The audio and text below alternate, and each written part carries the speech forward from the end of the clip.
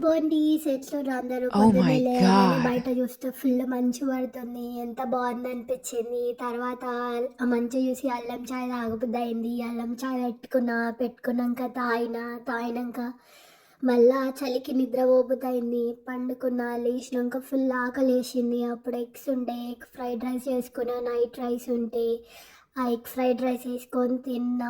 తర్వాత అది తినుకుంటా ఇది చూసిన బ్రహ్మానందంది రా టాక్స్‌లో వస్తే ఇంటర్వ్యూ.